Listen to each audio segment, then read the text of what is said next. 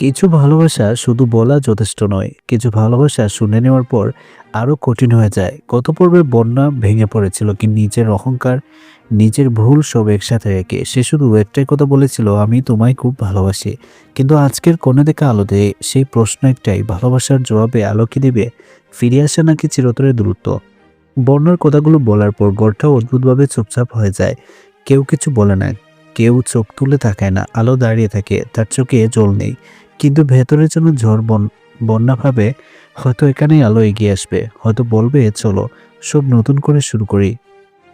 কিন্তু আলো ধীরে ধীরে বলে, ভালোবাসা মানে শুধু ফিরে আসা নয় বন্যা, ভালোবাসা মানে নিজেকে আবার ভেঙে পড়তে দেওয়া। এই কথাটা বন্যা আশা করেনি। সে বলে, আমি বদলেছি আলো, আমি সত্যি বদলেছি। আলো একটু হাসে, কিন্তু সেই হাসিতে আনন্দ নেই। সে বলে, বদলাতে চাইলে সময় লাগে, আর বিশ্বাস ফিরতে সময় আরো বেশি লাগে। বন্যা এক পা এগিয়ে আসে, সে বলে, তাহলে আমাকে সময় দাও, আমি অপেক্ষা করব। আলো এবার শক্ত গলায় বলে, না, এবার অপেক্ষা করবে না তুমি, এবার অপেক্ষা করব আমি। এই কথায় সবাই চমকে যায়। বন্যা ও আলো বলে, আমি এখনই তোমার কাছে ফিরছি না, কিন্তু আমি দূরেও যাচ্ছি না, আমি নিজের জন্য একটা সিদ্ধান্ত নিচ্ছি। বন্যা জিজ্ঞেস করে, কি সিদ্ধান্ত?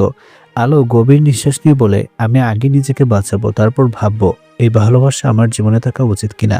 এই সিদ্ধান্তে বন্যা থমকে যায়, কারণ এটা না হ্যাঁ না পুরো না। এদিকে বাড়ির অন্য সদস্যরা ফিসফিস করতে শুরু করে।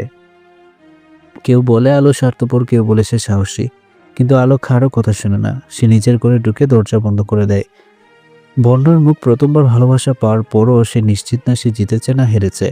আলোর এই সিদ্ধান্ত সবকিছুকে থামিয়ে দেয়, কিন্তু এর মধ্যেই নতুন সমস্যা মাথা তুলে। একজন এমন মানুষ যে এতদিন চুপ ছিল, আজ সে নড়েচড়ে বসে। এই সিদ্ধান্ত কারো খুব অপছন্দ। বন্যার স্বীকারোক্তি শেষ কথা ছিল না, আলোর সিদ্ধান্ত শেষ উত্তরও ছিল না। কোন দিকে আলোতে ভালোবাসা মানে এখন শুধু ফিরে পাওয়া নয়, নিজেকে হারানো থেকে বাঁচানো। আগামী পর্বে এই সিদ্ধান্তকে বন্যাকে বদলাবে নাকি আরো বড় দূরত্ব তৈরি করবে? সব জানতে চোখ রাখুন জি বাংলার কর্নার কালোতে। ভিডিওটি ভালো লাগলে অবশ্যই লাইক দিন, কমেন্ট করে জানান, আর সাবস্ক্রাইব করতে ভুলবেন না।